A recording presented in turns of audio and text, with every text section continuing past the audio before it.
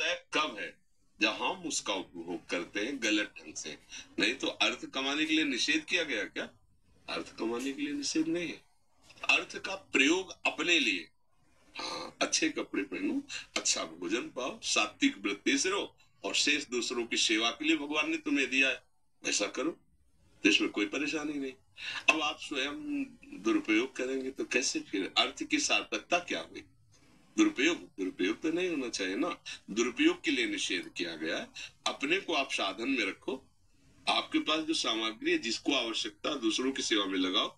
जो अपने संबंधी जन है, जो अपने समाज के जन है, या कोई ऐसा बीमार पड़ा है जिसकी सेवा अत्यंत आवश्यक है, तो आप एक दिन के लिए भोजन छोड़ दीजिए, उसकी सेवा कर दीजिए।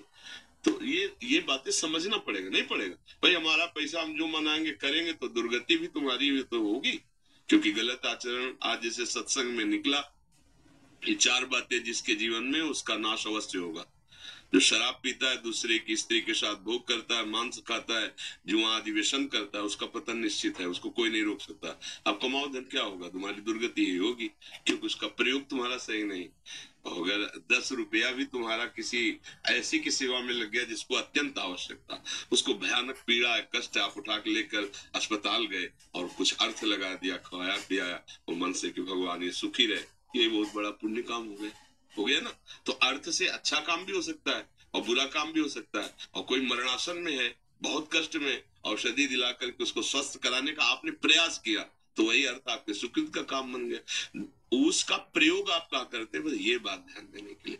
अपने लिए ज्यादा प्रयोग ना करें, उचित प्रयोग करें, क्योंकि शरीर भी तो सेवा के लिए है ना। अगर शरीर ही स्वस्थ नहीं तो सेवा कैसे होगी, चाहे माता पिता या समाज की। तो इसको स्वस्थ रखना है, बस इतना अपने लिए प्रयोग करना है, क्योंकि अपना काम है भगवान की प्राप्ति करना। और जो जो भोग सामग्री है वो दूसरों की सेवा में लगा देना।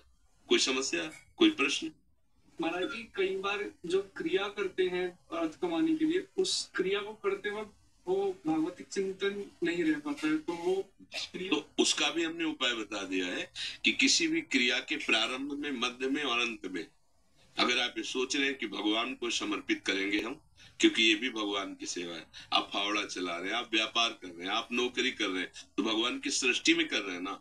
उससे प्राप्त अर्थ के द्वारा जो तुम्हें जिम्मेवारी मिली है, तुम वो जिम्मेवारी निभा रहे हो ना, वो भगवान की सेवा है। तो जो आपने नौकरी, पेशा, व्यापार किया, जिस समय में आपका भगवत स्मरण नहीं रहा, आप तन्मयता पूर्वक वो कार्य किए, उस कार्य के समय को, कार्य को भगवान को अर्पित कर दो।